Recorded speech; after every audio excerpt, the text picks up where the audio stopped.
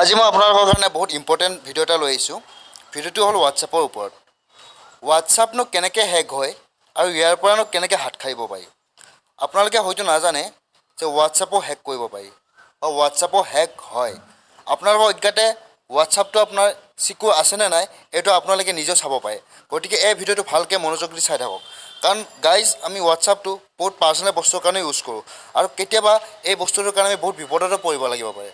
তো গতিকে ভাই গাইজ এই ভিডিঅ'টো আজি মই বনোৱাৰ উদ্দেশ্যটো হ'ল সেইটো যাতে আপোনালোকে হোৱাটছআপৰ পৰা চিকিউৰ থাকিব পাৰে। তো গাইজ পোনপ্ৰথমতে মই আপোনাক এটা ডেমো দেখাম আজি, যাতে বেলেগ এটা মোবাইলৰ পৰা বেলেগ এটা মোবাইললৈকে হোৱাটছআপটো কেনেকৈ হেক কৰিব পাৰি। কিন্তু এই হোৱাটছআপটো হেক কৰোঁতে আপোনাৰ নিজৰ যিটো হোৱাটছআপ এপছ আছে এইটোত কোনো একো প্ৰভাৱ নপৰে। এইটো টেনশ্যন ল'ব নালাগে আপোনালোকে, বা এই হোৱাটছআপটো ডিলিট কৰিব নালাগে। তো পোনপ্ৰথমতে আপোনালোকে গুগল ক্ৰমত অপশ্যনলৈ যাব।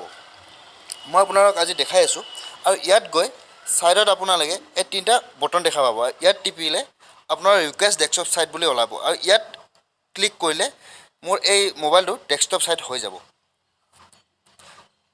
গাইজ মোৰ মোবাইলটো ডেস্কটপ ছাইট হৈ গ'ল। তো গাইজ মই ওপৰতে মোক খোলাই আছে, তথাপিও মই আপোনাক দেখাইছোঁ। ওপৰত আপোনালোকে ক্লিক কৰিব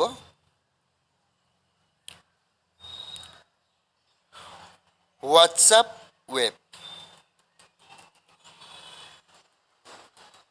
হোৱাটছআপ ৱেব বুলি ক্লিক কৰিব। যেতিয়া হোৱাটছআপ ৱেব বুলি ক্লিক কৰিব গাইজ ফাৰ্ষ্ট অপশ্যনতে হোৱাটছআপ ৱেব বুলি লিখা আছে, তাত আপুনি ক্লিক কৰিব।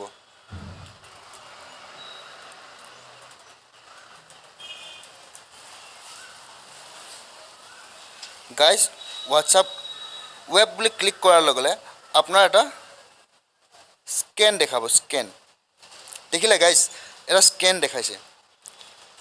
তো গাইজ মই আপোনালোকক দুটা মোবাইলেৰে কেনেকৈ হোৱাটছআপ হেক হয় সেই বস্তুটো দেখাম। আহক ফ্ৰেণ্ড, এতিয়া মই আপোনাক দেখাই আছোঁ। এইটো হ'ল মোৰ মোবাইল আৰু এইটো হ'ল আন এটা মোবাইল। তো এইটো মোৰ মোবাইলত মই আগতে যেনেকৈ দেখালোঁ স্কেন কৰি থৈ দিছোঁ। তো এই মোবাইলত কি কৰিব, এইটো ধৰি লওক বেলেগ মোবাইল। এই মোবাইলৰ যিটো হোৱাটছআপ এপ্লিকেশ্যনটো খুলিব, খুলি কেনে ইয়াত ডাইৰেক্ট হোৱাটছআপ ৱেব বুলি মাৰিব। ৱেব বুলি মাৰাৰ লগে লগে এনেকুৱা ধৰণৰ দেখিব। তো এইটো ধৰি লওক মোৰ মোবাইল। এইটো মোবাইলটো এনেকৈ তলত থ'ব, জাষ্ট স্কেন হ'ব দিব ভালদৰে।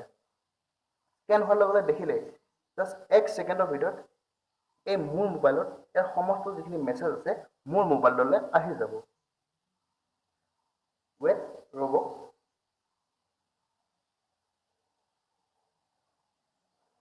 দেখিলে লগ আহি গ'ল। দেখিলে এই মোবাইলৰ মেছেজখিনি চাওক আৰু মোৰ মোবাইলৰ মেছেজখিনি চাওক। জাষ্ট দেখিলে 1 ছেকেণ্ডৰ ভিতৰত কেনেকৈ এই মেছেজখিনি গোটেইখিনি মোৰ তাত আহিছে। গতিকে এইটোত যি মেছেজ দিছোঁ মোৰ ইয়াতে দেখাব, বা ইয়াতে যদি মই মেছেজ দিওঁ ইয়াত উঠিব। তো ঠিক তেনেকুৱা ধৰণৰ। তো গাইজ দেখিলে কিমান ইজি ট্ৰিক আছিল। ফ্ৰেণ্ডছ, এইটো হোৱাটছআপ হেক কয়, হোৱাটছআপ ফিচাৰ্ছ কয়, এইটো আপোনাৰ কথা। ইয়াৰ পৰা যদি আপুনি বিপদত নপৰে তাৰ কাৰণেহে মই এই ভিডিঅ'টো বনাইছোঁ। হোৱাটছআপ হেক কৰা বহুতো অপশ্যন আছে, গতিকে তাৰ পৰা আপুনি বাচিবলৈ মই এনেকুৱা ধৰণৰ ভিডিঅ' আপোনাক আৰু বহুত দিম বা আপলোড দিম। গতিকে আপোনালোকে মোৰ চেনেলটো ছাবস্ক্ৰাইব কৰি থৈ দিব। এতিয়া মেইন কথাটো হ'ল হোৱাটছআপত বহুতে পাছৱৰ্ড লগায় বা আমাৰ এপছবিলাকত বহুতে পাছৱৰ্ড লগায়। কিন্তু আপুনি যদি ভাবিছে পাছৱৰ্ড লগাই যে মোৰ হোৱাটছআপটো হেক নহয়, তেনেহ'লে ভুল ভাবিছে।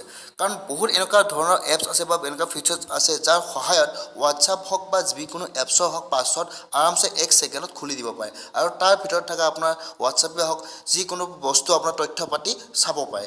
গতিকে একচুৱেলি এটা কথা কওঁ, হোৱাটছআপ হেক বা যিকোনো গোপন তথ্য পাতি চুৰ কৰা এইটো গুৰুতৰ অপৰাধ হয়। এইটো কোনেও নকৰিব এনেকুৱা কাম। কিন্তু যদিহে কৈছে তেওঁ দণ্ডনীয়, আৰু মই সঁচাই ভাবোঁ তেওঁৰ ওপৰত যিকোনো ব্যৱস্থা চৰকাৰে হওক আইন কানুনে হওক ল'ব লাগে।